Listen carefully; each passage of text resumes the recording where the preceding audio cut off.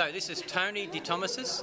I am at the Mastering SAP Technologies event in Sydney, and I'm with a couple of our learned colleagues here, and we're going to have a shout out to the students of BCO6181 at the Victoria University of Technology.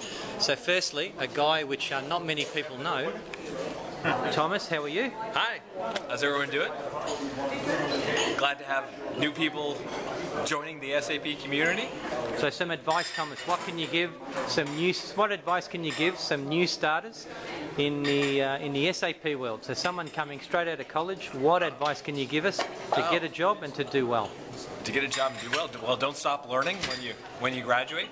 It's the kind of thing. It's the kind of thing you got to keep on learning what's new. The people that are hungry to learn what's new are the ones that are going to excel in the field. How would you rate someone who's already installed a gateway on their laptop? Mini-WAS? How would you rate someone like that? I'd say they're on very much the right track, because you can't expect your employer or your future employer to provide the learning opportunities for you. You got to go out and make them yourself. Beautiful. Next, Alistair. I heard that you had some success at Demo Jam a couple of nights ago. The beer was wonderful. Right, so obviously you're thinking a couple of things beyond the norm. So what advice can you give the students from a learning perspective? These guys have got a mini-WAS and they've got a gateway. What should they do next to excel? Yep, connect it to something that is not SAP. Work outside the box. Look at integration. Look at I guess things that you can use that back-end SAP system for, but different clients to talk to that SAP. So integrated with Google, we integrated with Streamwork. Build a web page, talk to it through a web page. Use the gateway to do what's for, to open that back-end up.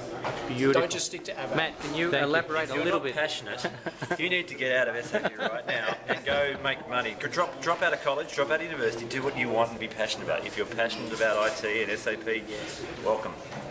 You'll be fine. Awesome. Thank you. Gareth, a real live consultant. You've been there. You've got scars from many sites. What advice can you give someone who hasn't been there and hasn't seen that?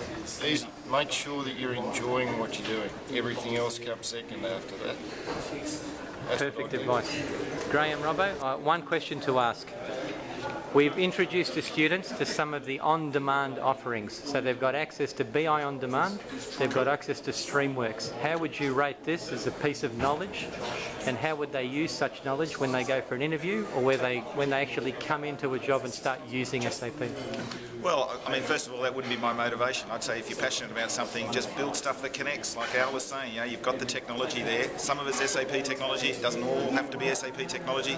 Just go out and do it. Connect mad things to mad things, and you'll learn what works, what doesn't, and most importantly, what the problems are.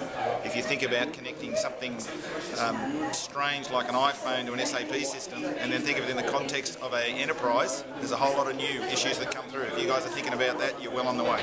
But most important, only do it if you enjoy it and you're passionate about it. If you don't enjoy it, if you're not passionate about it, get another job. Now, I heard that you connected one strange thing to another strange thing during Demo Jam.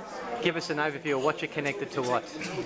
Well, I had a helicopter that was controlled by an SDK, so I had SAP ABAP stack talking to that, so I could send the helicopter commands and get some navigational data back, and which allows you to build navigational data from a helicopter. You can build a sensational UI from something like that just lives and breathes and works without you doing anything.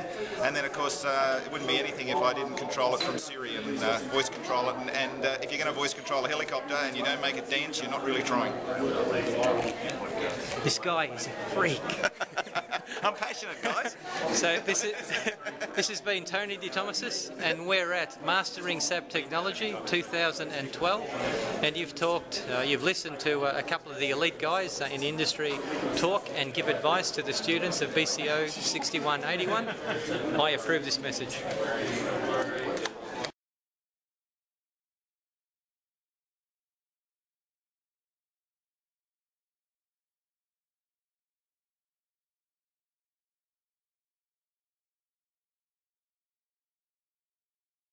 And has got access to an Amazon web service, an Amazon web system.